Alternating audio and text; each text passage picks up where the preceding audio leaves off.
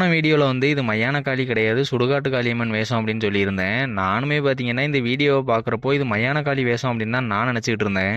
அதுக்கப்புறமா நான் எப்படி இது சுடுகாட்டு காளியம்மன் வேஷம் அப்படிங்கிறத கண்டுபிடிச்சேன் அப்படின்னா, அவர் கழுத்துலையும் கால்லையும் பார்த்தீங்கன்னா தெரியும் இந்த நாகப்பாம்பு மாதிரி வச்சு கட்டியிருப்பாரு. சுடுகாட்டு காளியம்மனுக்கு வேஷம் போடுறவங்க மட்டும்தான் இந்த நாகப்பாம்பு வச்சுருப்பாங்க. நிறைய பேர் பார்த்தீங்கன்னா சுடுகாடும் ஒன்று தான் மயானமும் ஒன்று தான் அப்படின்னு குழப்பி விட்டுறாங்க மாலை போடுறவங்கள.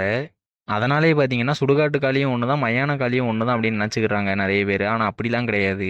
சுடுகாட்டு காளி பார்த்தீங்கன்னா கருப்பு கலரில் போடுவாங்க, அதுக்கப்புறமா சாம்பல் கலர், அதுக்கப்புறமா கருநீல கலரில் போடுவாங்க. இவருமே பார்த்தீங்கன்னா வேஷம் கட்டுறதுக்கான பொருள்லாம் வாங்குறப்போ அந்த கலர் பொடி வாங்கிட்டு கலர் பொடி பூசினப்போ பார்த்தீங்கன்னா கருநீல கலரில் தான் வந்திருக்கு. இந்த ஃபோட்டோவை பார்த்தீங்கன்னா உங்களுக்கே தெரியும். அதுக்கப்புறமா இது கருநீல கலரில் வருது, ப்ளூ கலரில் தானே வரணும் அப்படின்னு வேற கடையில் போய் வாங்கியிருக்காரு. அப்பவும் பார்த்தீங்கன்னா கருநீல கலரில் தான் வந்திருக்கு. சாமி பார்த்தீங்கன்னா நம்ம என்ன வேஷம் போடணுங்கிறத ஏதோ ஒரு அறிகுறி மூலமாக உத்தரவு கொடுப்பாங்க. இவருக்கும் பார்த்தீங்கன்னா இந்த மாதிரி தான் இந்த கலர் பொடி மூலமாக பார்த்தீங்கன்னா உத்தரவு கொடுத்துருக்காங்க சாமி.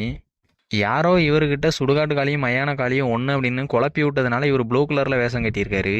ஆனால் இவர் வீட்டில் வச்சு வணங்குறது எல்லாமே பார்த்தீங்கன்னா சுடுகாட்டு காளியம்மன் வேஷம் தான். சாமி கிட்ட நேர்ந்துக்கிட்டதும் பார்த்தீங்கன்னா சுடுகாட்டு காளியம்மன் வேஷம் தான். அதனால தான் பார்த்தீங்கன்னா இவர் கழுத்துலையும் கால்லையும் இந்த நாகப்பாம்பு கட்டி வச்சிருக்காரு.